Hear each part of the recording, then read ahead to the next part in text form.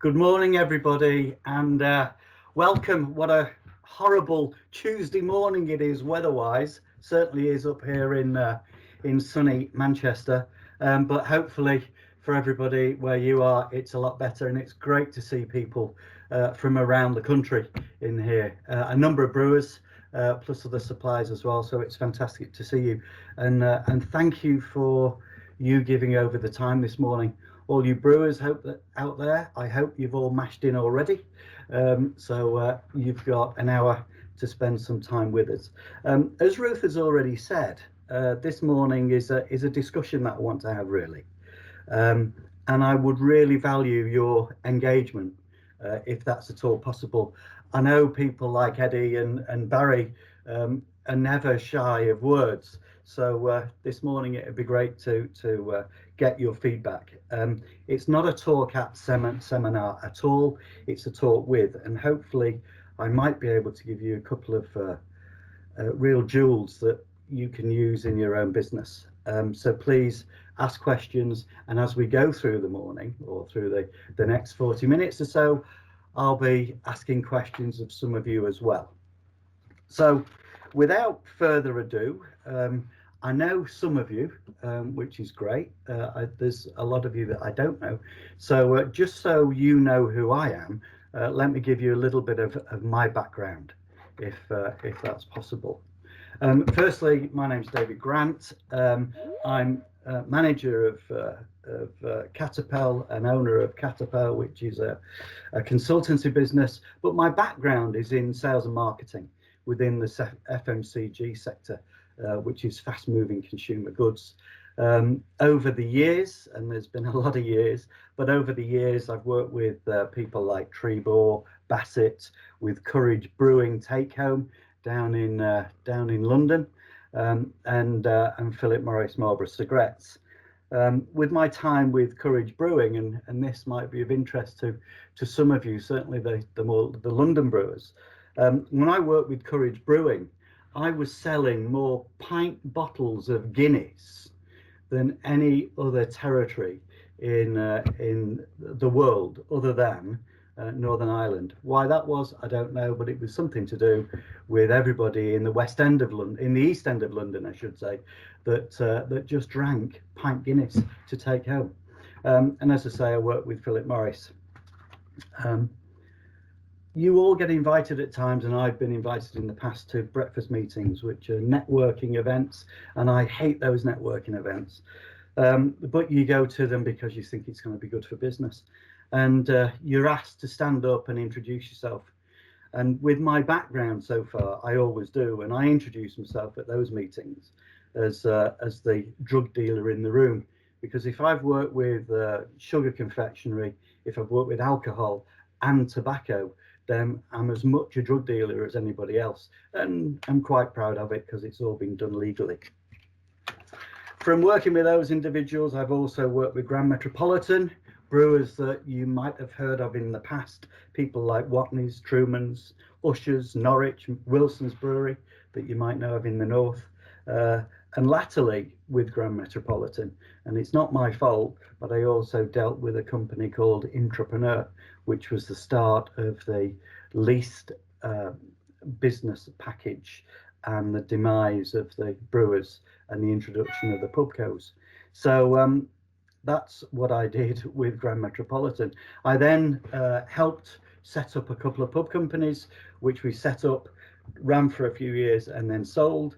I then worked for Marston's Brewery for a period of time, and then worked for Morehouse's Brewery for about 16 years, and moved them from a micro brewer to a regional brewer back to a micro brewer.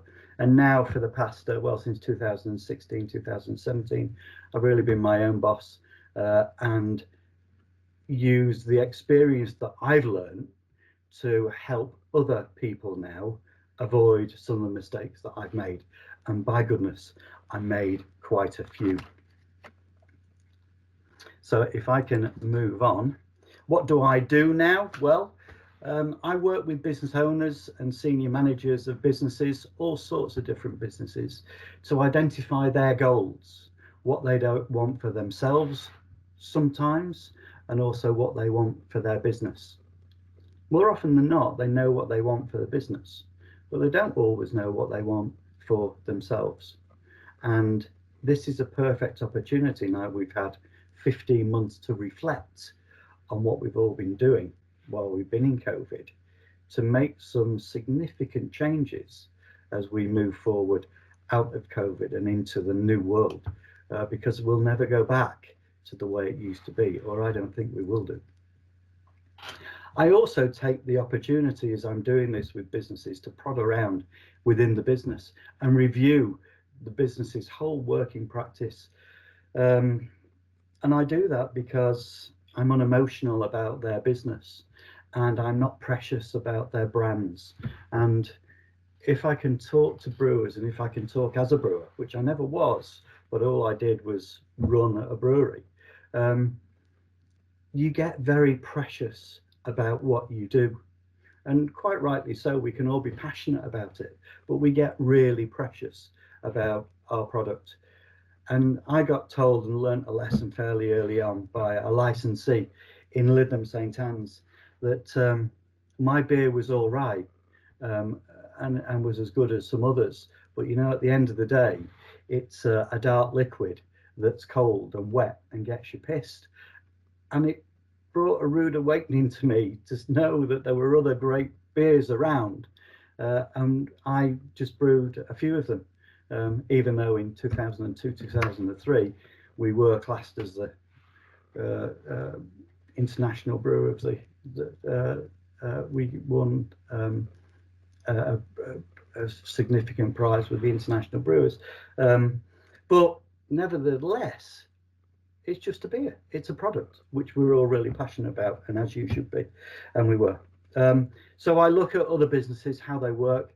I develop plans for the managers, agree timelines, and review the progress as we go on, because there are so many plans that are made, put in a drawer and are left and never seen again. We also encourage the business team to interact and offer input, and that's never been more important now, with so many of our staff and our people being on furlough for such a long period of time, not knowing what's going to happen to their jobs, not know what's going to happen to them and their future. And there has never been a more important time to communicate with people than there is these days. Well, what that tends to do, I'm really pleased to say, is it delivers greater profitability. It offers extra time to individuals, and it reduces the stress level usually to individuals. Say that, I don't think I've ever been as stressed as I am at this moment talking to my laptop, and it's a really strange thing to do, but it's the new world, and that's what we all do. Some of the clients I work with are down below here that you can see. I trade with a variety of businesses. They're not just in the brewing industry, even though it's where my passion really lies, but I deal with cider importers, I deal with tarmackers, I deal with distillers, and I deal with a huge variety of different businesses. But what's really interesting about all the different businesses that I trade with or deal with is that the challenges that they all have, that we all have as business runners, owners, are very similar. We all have an issue, and certainly you brewers out there will do, because I did, is finding routes to market, which has come a little bit easier over the past 15 months maybe. Our overheads continue to grow, profitability is always difficult, and the biggest issue of all is people. If we don't have people, we don't have a business. And it's managing people to get the best out of it. So that's what I do at the moment. That's what I do for a living. What I want to do now is show you what we're going to do for the next few minutes and reflect really over the past 15 months, what it's all meant to people, because you can't move on if you don't look back. I want to look at the retention and the protection of the good things that you've all done over the past 15 months or longer, maintain the improvements that you've made and give you ideas of maybe how to do that, continue what you do well, review and change things, because if we continue to do what we've always done, things will not improve. And now is a perfect opportunity to maybe change some of those things that you've been doing. And the last thing I want to do today, and which will, I hope, keep you all around for the time that we're together, is how to make money in your sleep. And we can talk about that further. Ruth and I were talking earlier on about the industry, about the brewing industry. And I apologize for those people that aren't in the brewing industry, but everybody that's here has something to do with the brewing industry. But I reckon there's about 3,500 brewers around. Ruth is saying there's less than that now, because she's seen recently, she sent emails out to people, and a number of those emails have bounced back because those email addresses are no longer valid. So I think we lose brewers, but we gain brewers as well. I say there's about 3,500. I reckon it's more like 4,000, because there's lots of now brewers that aren't brewers really, but they brew products in a bucket, in a bathtub, and sell it in their back garden and make money out of it, and never will be registered, and will never pay duty on it like we all do, or like I used to, and like you all do at the moment.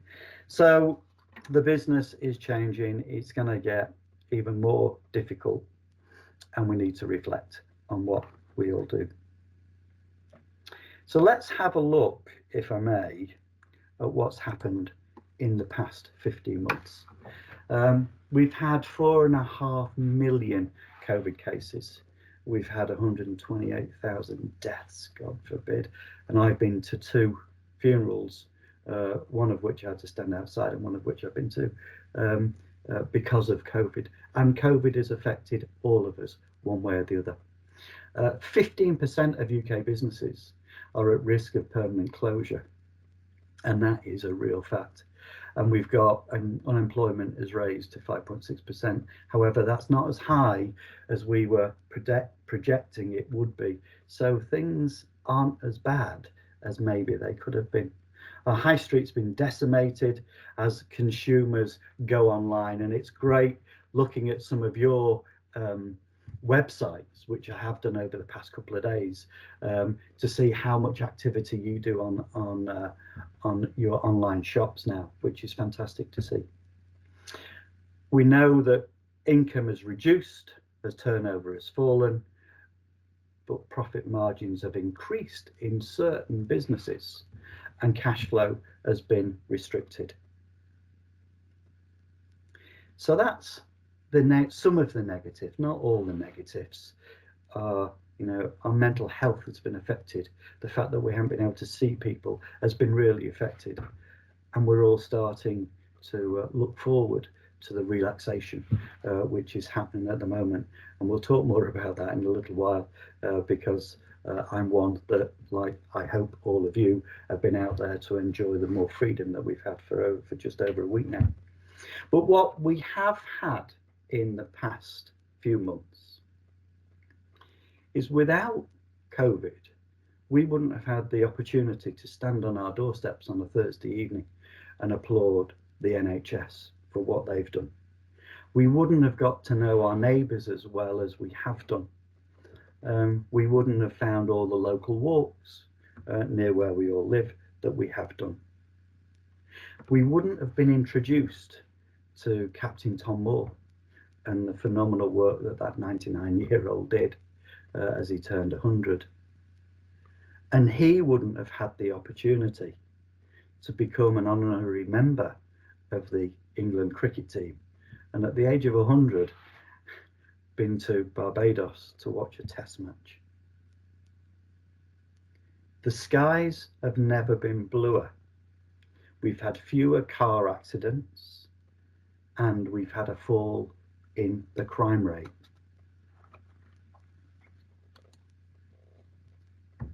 We've had no commuting, as we've all started to work from home and continue to do so.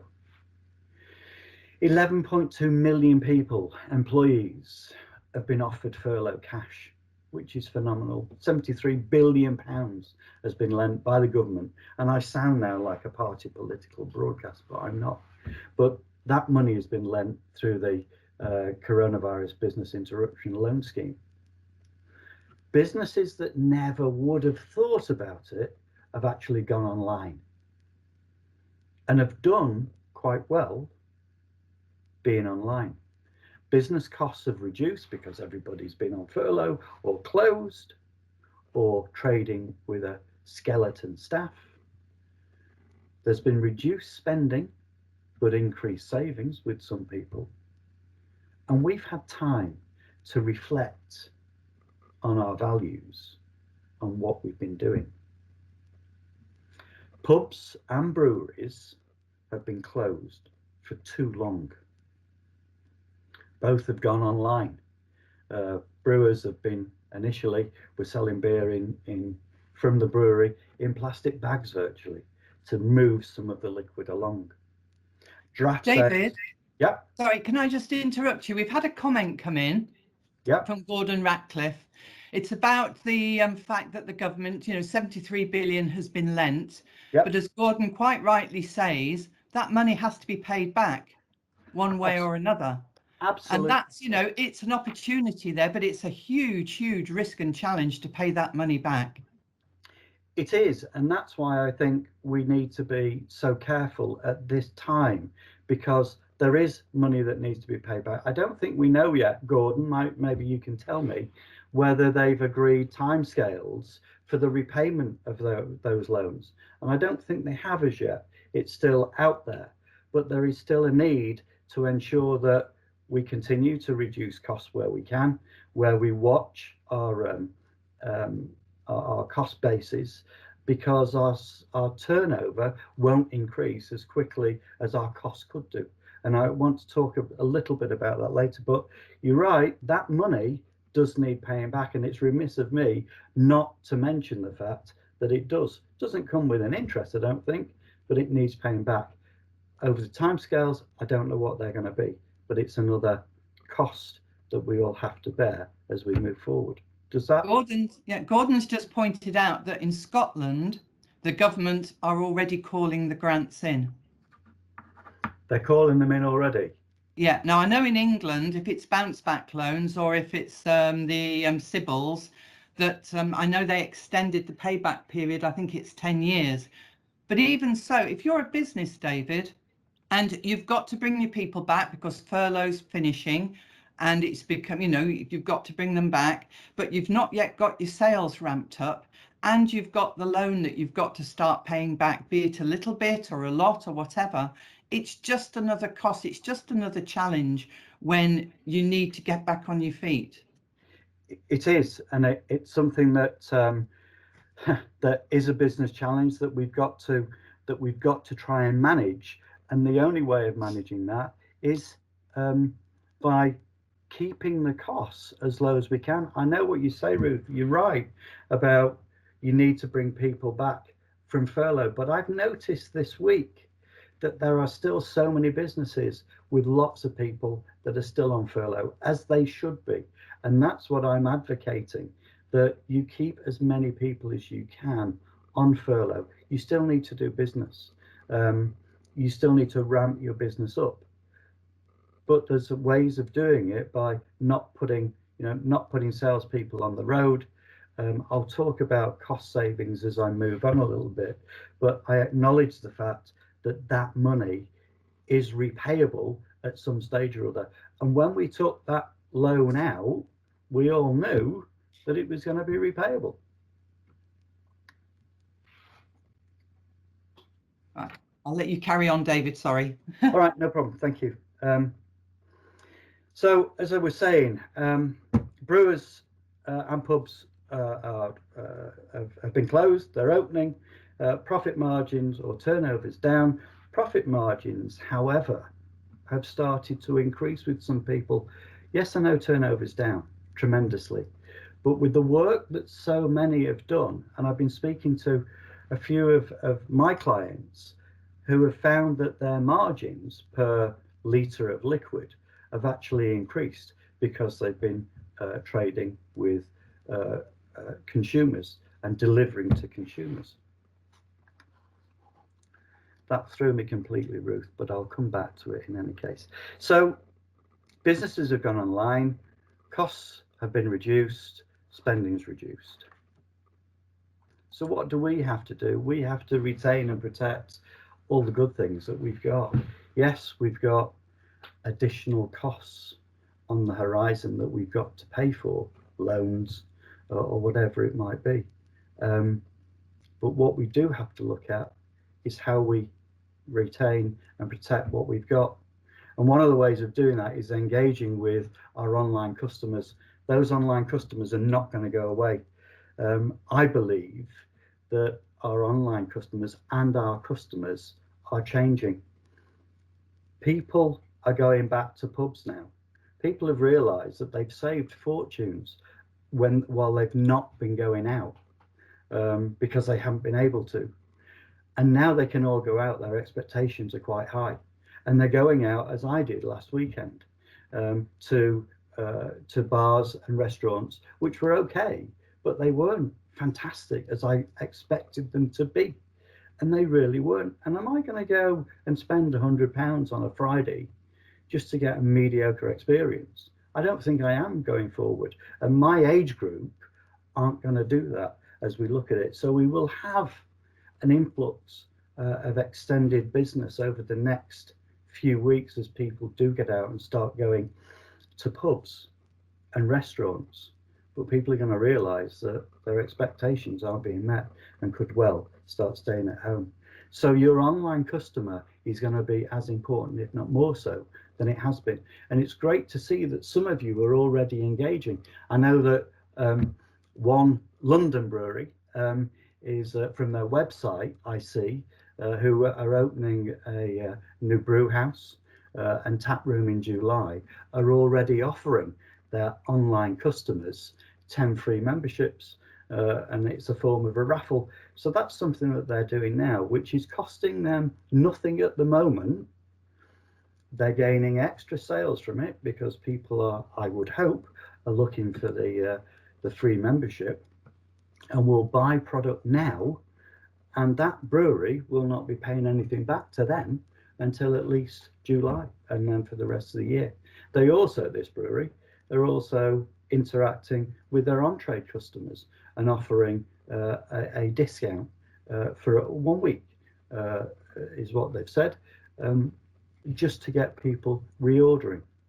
One of the other things a number of brewers and my clients are doing are going back to their lapsed customers, those people that you ring every week that never order.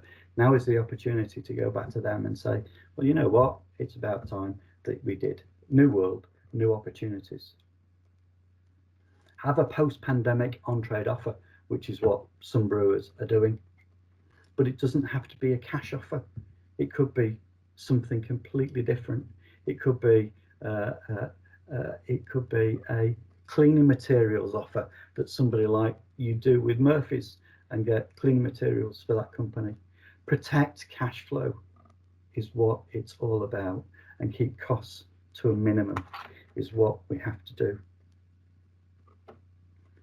Those customers of mine are all going back to their suppliers and asking for extended credit if they haven't already got it, because your customers will be asking you for extended credit.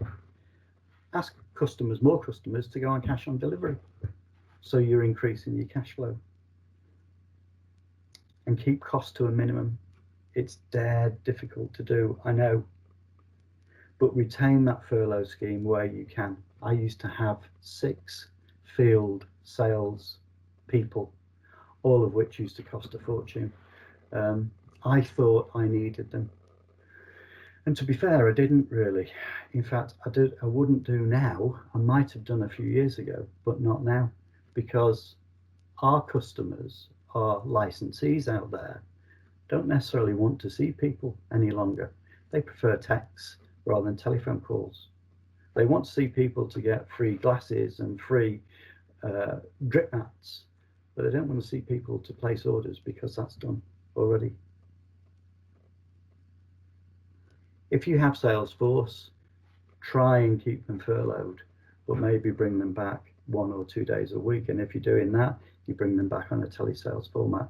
You might use those people now, because we're all having to do different things, as delivering to the consumer. We're all having to think differently about what we're doing. As we alluded to before, with £73 billion having to be repaid back, now is the most dangerous time for our businesses, all of them. Costs are mounting, but turnover and cash flow is still well behind. And we've got to try and protect the costs mounting by not allowing them to mount. Your staff will want to come back to work. They all want to get back to work. You can't let them. You can't let a lot of them come back to work until your cash flow catches up. It's dead simple, really, but it's something that we find difficult sometimes to do. It's a good idea now to have a cost-saving drive as well. And be honest with your staff, which I know a lot of you will be. But if you can't afford to bring them back, you can't afford to bring them back, because you've got all this money to pay back over the coming months. And it's far better still to be off and earning an income than not to have any income whatsoever. And it's also a great time to review your break-even points. Many of my guys have had to do this recently. Their business have changed. They're now looking at their break-even points, which have all dropped, I'm glad to say, or most of them have, with the income that they've been having. So we need to maintain the improvements that we've got. You need to reflect on what you've been doing well over the past year, and you know what? Reflect the achievements that you've had. By hook or by crook, we're all in our businesses still here, which is a fantastic achievement as it is. We need to review what we could have done better, and there will be things that I know I could have done better over the past 15 months. And review the existing business that we have and the working practices that we've got. David, I've got a question. Mm. Review your existing business and working practices. Most of us have been on firefighting throughout COVID, trying to keep the costs down, trying to keep staff furloughed if we can, so that we keep those costs down. Where do you find the time to review your existing business and your working practices? And especially when most of us are tired.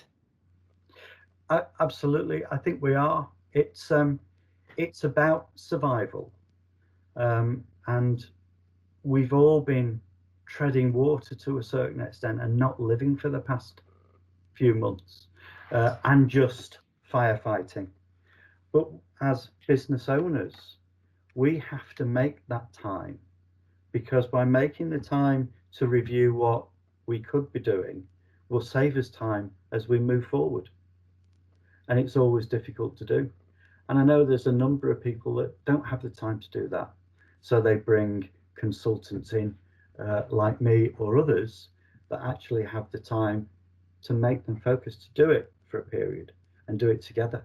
And that's what tends to happen, because you do need now to have a different strategy or different way of working than you might have done 15 months ago. You might not be able to achieve the X number of barrels a week sales that you had previously, but you might be able to make as much profit by using different types of customers than you had previously. Does that answer the question, Ruth, at all? Yeah, thank you, David. Okay, so I think we need to look at maybe short-term goals rather than the longer ones. Yes, we need new strategies, but it's the short-term goals that we need now, because excuse me, life is very different, and we need to communicate more now than we ever have done before. And I suppose we need constructive criticism with the people that we work with, and embrace the changes that are coming, because they are. We've got to change. We can't do what we used to do. because we'll still work the same way. If it was working for you, then great. But for lots of people, it wasn't. We have been in survival mode over the past 15 months. We've gone on to online shopping. We've gone on to home deliveries as far as brewers are concerned. We've allowed people to collect beer from the brewery or from the factory. Turnover has dropped, but profit margins, I think, on the whole, have gone up, which is great news. We need to continue to do well, to maintain and to improve our profit margins.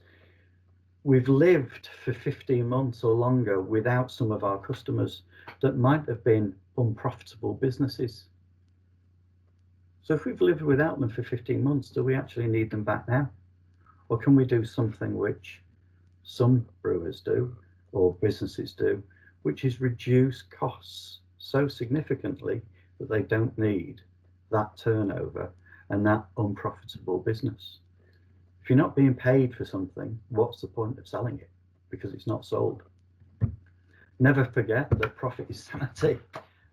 I did once upon a time, and it was all about turnover, which is vanity. But profit is what pays for all of us.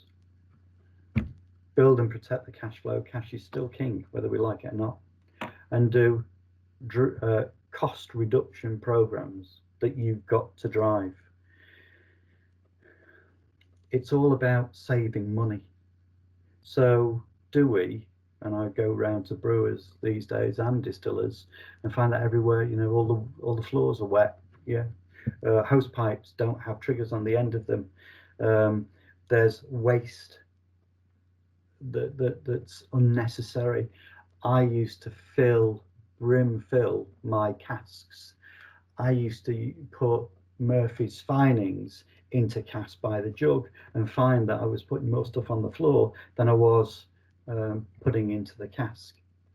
Used to turn off lights. It's a nightmare. And I started to back brew.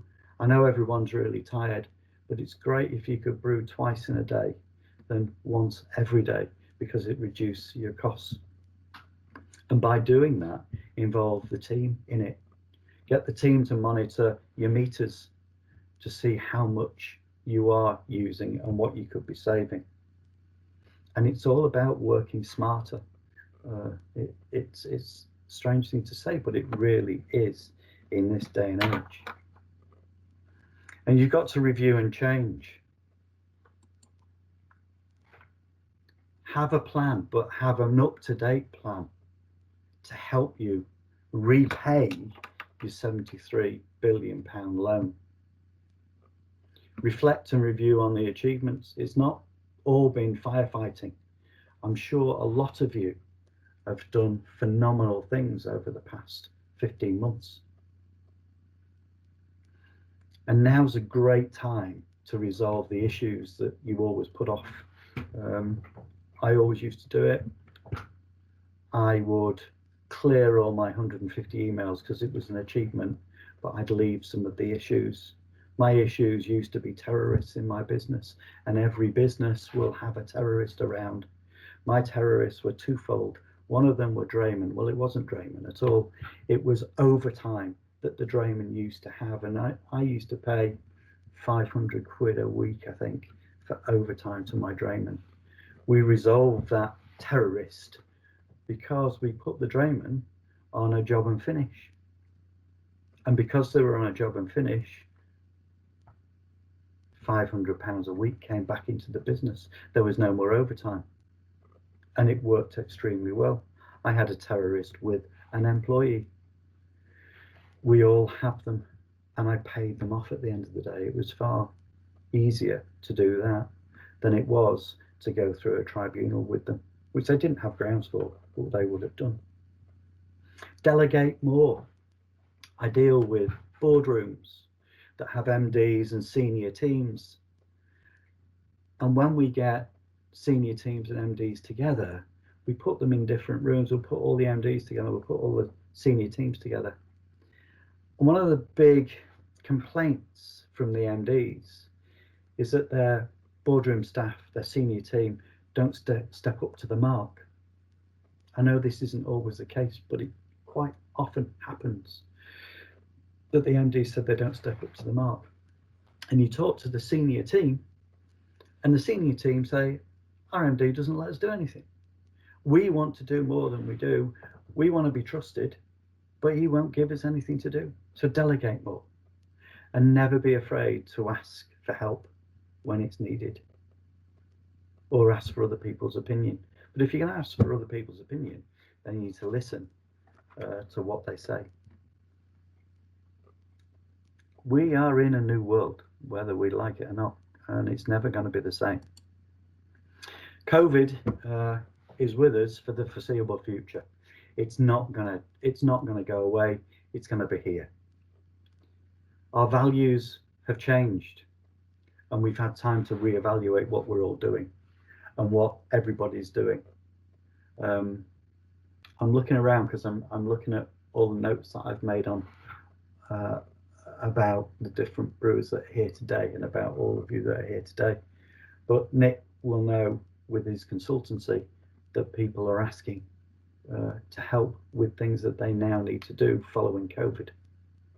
We're going to have flexible working, we're going to have hot desking, we're going to have people working from home a lot more. We're going to be doing, dare I say it, more Zoom and Teams meetings than we ever have done before. But it saves money to do it, and we have to get used to it. Dinosaurs like me find it a bit more difficult, but younger people that are coming through will find it the norm soon. Table servicing pubs for everybody that has a tap room should continue, because table servicing pubs allows the server to upsell. It keeps people sat down. It's the European way of doing it, which is pretty good, and something good that comes out of Europe. It's great because you can sit there and you get served. You need one person behind the bar, you need fewer people on the floor, but they can serve people on a quicker basis and upsell. David, yes. Sorry, can I interrupt? I've got a question come in from Eddie. Yep, Eddie. How do you deal with staff holidays this summer when the business needs to ramp up and make the most of the summer bounce back, but staff are desperate to get away? You have a contractual obligation to allow staff off. Eddie, I don't know what's happened at Ramsgate, but I suppose I would imagine that some of them have been on furlough. Therefore, they've had time off, even though that's paid time. They have to understand, as best you can, that they're needed to do the job that they do. Yes, they can have holidays. You give them holidays in the future. I know my wife works for the NHS. Prime example of, there's nobody in need of holidays more than frontline workers in the NHS. And they've been asked to postpone their holidays for a certain amount of time. Now, I know that's very different because they deal with life-threatening issues. Our issue is brew and beer, which is also life-threatening in certain ways. I accept that. But, they have to understand that, yes, they can have the holidays, and yes, they might be able to have long weekends, or yes, if they work differently, they can get time to have a bit of time off, or they stay on furlough. David, in the NHS, your wife, so she's being asked to postpone her holiday. Is she being given an incentive to postpone her holiday? Or just being asked? Was that 1%? Does she get an incentive? To postpone, yeah. She has been offered an incentive to postpone. Part of the incentive is to help her colleagues. That's part of the incentive. But yes, she hasn't been given a financial offer. I think she has been offered some additional time going forward. Once they're in a position where they've got less of an emergency that we have at the moment. Does that answer that question? Well, only Eddie knows that, but thank you, David. That's all right. But let me carry on. Thanks, Eddie, for that. And hope the weather's better down in Broadstairs than it is here. So table service, online shopping is great. Home deliveries is happening now all the time. You're all doing it, which is fantastic. I see my local brewers whizzing around and delivering to homes, which is great. But everything is now being delivered online, and that is going to continue. Home entertaining, I think, is going to grow, and therefore online sales will grow. Home entertainment, I've seen some of my customers recently have actually started doing webinars and meetings on a Thursday, Friday, Saturday night to do beer tastings and wine tastings and gin tastings, which people are doing, and everyone's getting involved with that. And we're all now enjoying the moment, because we're all now, no, we're not all now, some of us are enjoying the moment, depending on your time, your mindset, I suppose. We've had 15 months of a terrible, terrible time, and we've all been restricted from doing things. But we're starting to enjoy the moment, and we've enjoyed the moments that we have had because they have been different, and more people are enjoying the moment. So the experience of the last 15 months should help us to develop our business, because it's going to be developed differently. Yes, we have challenges. We have different challenges than we did have. We've got money to pay back. We've got people on furlough that we wouldn't have had. We need to keep people on furlough. But we need to build on the achievements that we've got, and we need people to understand the type of issues you all have at the moment and the challenges you have in your business. And the only way you can do that is by communicating that fact to everybody that works with you. And if, Eddie, you communicate that well enough, which I know you do, then maybe they will understand that it's not the right time for them or the business to take a holiday when they want to take a holiday. Reflect and acknowledge what's happened and what we can do better. Use this opportunity that COVID has given us to change and emphasize what's important, reevaluate. And the last thing really is claim what is due and has been promised to you in the last budget. That's completely different to what we were talking about, but that's what I want to talk about now. Making money while you're in your sleep. Do you all brewers, I'm sure... Before you start, David, can I just ask another question on behalf of Gordon? You can. Yes, Gordon. So what's your opinion on nightlife reopening? The younger demographic will not home entertain apart from pre's. I think that, Gordon, is that preloading before they go out? Gordon, you're absolutely right. The the late nighttime market sector has been hit harder than any of us, I think, and that won't start getting back to normal until after the 21st of June, and it'll never go back to normal. But that, I think, is that, and sporting events, big outdoor events, are the only two that will go back to the way that they were. The 18 or 16 to 23, 25-year-old are desperate to get back out there and do what they've always done, because they've missed it. People haven't been into nightclubs, maybe, that are young. So they've missed that. And I don't think that will change. But as people are more discerning, as they get a little bit older, I'm not saying that 15 to 25-year-olds aren't discerning, but as they get a little bit older, they do get a little bit more discerning. Most of them want to interact with their friends, and at the age of sort of 25 upwards, they start looking at other places to go. So I think the late night environment will stay the same as it is. People will preload. People will still preload at home, which is what my 22-year-old son used to do before they went out because it was so expensive. But they will still go out, and they'll go out at 2 o'clock in the morning and come in at 7 o'clock the following morning. That won't stop, and that sector will eventually get back to where it was, I think, as will the sporting sector when we see stadiums full again. I think people over the age of 25 will change, and they'll change their view and will actually start doing more home entertaining or entertaining in the garden or wherever they're going to be. So I think that is my view on it, Gordon. Whether it's the right view or not might not be your view, and I'd love to hear that, but that's what my view will be. That market, the young market, won't change that much. They'll all go back. It's the older markets that will be different, I believe. Okay, Ruth, hopefully that clears that. So if I can go on to making money in your sleep, firstly, you all will claim undrinkable sediment, I would hope. I don't know if all of you claim, those of you that keg beer, I don't know if all of you claim the duty back on the beer that's left in a keg. It's something that Dominic will know about, who's on here today, because he has a system to do that.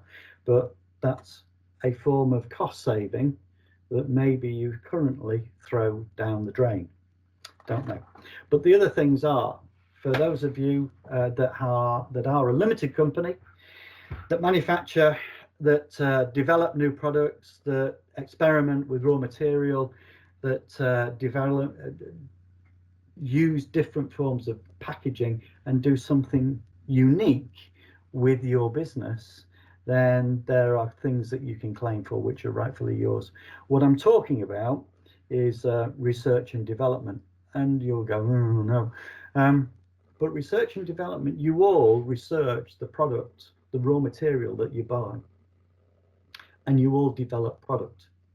Therefore, you're all eligible for R&D credits. And that's all I'll say about it, other than I work with a tax specialist. This is my ad, I suppose, but it's not an ad for me. It's something to give you back. I work for a tax specialist. There's thousands of them around, but the one I work with sits on the HMRC consulting committee. Therefore, anything that they propose to HMRC, they actually get. They're a real bona fide company. I dealt with one of my clients, and you're talking not that this year, no, yes, earlier this year, who got over £250,000 back in tax credits. They're not a big brewery. It was a lifesaver for them. I deal with other companies that have had 20 or 30 or £50,000 back for doing what you normally do. I used to get about £60,000 back a year, and I didn't know how I got it back because I'm only doing what I normally do, but there are tax credits there. So it's something that you might want to consider if you don't. One of my clients said, no, I don't want to do that because I pay enough duty to HM Revenue and Customs. I don't want to stick my head above the parapet so I'm seen, and then it might trigger an investigation. The reason I use the people that I use is because they're already well known by HMRC, and I've never had an investigation on the back of an R&D tax credit being given. So it's money that's yours. You pay enough duty already. So really, you should look at claiming it back. Question, David. Yep. Right, claiming. How Yes. much time does it take? How much does it cost? Because it's okay talking about claiming, but if it's going to take a long time at a time when you're trying to get your business straight, and Absolutely. it's going to cost a lot of money that you haven't got. Absolutely. Right. The £250,000 reclaim took the individual 3 hours of their time. 3 hours on the telephone over a number of weeks, but it totaled 3 hours is what they spent. They had a bit of time from the accountant just to put the books together, but it's only the year-end books that they were using. but it was 3 hours of his time. £250,000 over 3 hours is a lot of money per hour. Is how much time it cost them. How much it costs you, it's irrelevant, because it's money that you don't have there already. But it costs 25% of whatever they claim back. So is that you don't pay up front? You get that money taken away from. Would I sit here and expect any of these people to pay something up front? It's not one of those webinars that I'm asked to go on all the time about paying for it now. No, we don't do that. And if you don't have a bona fide project claim, they will not put it forward, because they're that good. And the reason I'm involved with it is because I've done it previously, and I don't know a huge amount about tax, but I know what some of the brewers do, or what I used to do as a brewer. I know what we can and what we can't claim for. And so I would sit with you or talk to you about what you've been doing in your business, whether it be, I don't know, oak barrel casks that you've been marinating beer in for a period of time, or something you've done with whiskey, or whatever it might be. We know whether it is a project that's worth putting forward or not. So it doesn't take a huge amount of time, but yes, it does cost 25% of whatever you make. But if you get £75,000 back for doing very little, I'm quite happy to pay 25 grand. Well, I wouldn't be, but I'm sure you would be. So can you make the claim yourself though, David, or do you have to use a specialist? No, Ruth, you can make the claim yourself. And one of my old friends, a great engineer that Barry knows quite well, used to spend hours and days putting a claim in himself. He didn't have time to do it, but he did, and even he got money back from what he did. Where I put my claims in and got £60,000 back, I know that this company would have got me more money than that, because I've seen what they do. So even companies now that I've been to will actually get more money back than what they think they're going to get back. But we'd only put it through if it was a bona fide claim. Does that answer the question, Ruth?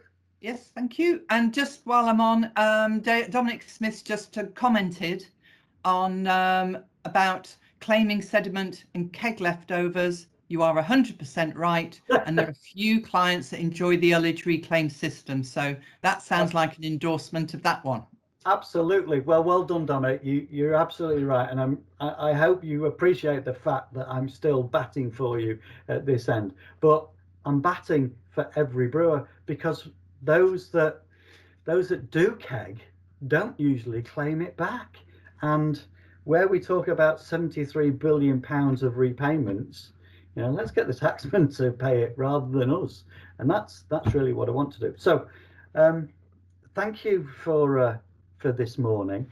I don't know what time it is. Well, it's getting on, but thank you for this morning. Thank you for your attention. They're my details. If you want to speak to me later, there's more than happy to do so. But if you have any questions, now is the time to ask them if you'd like to.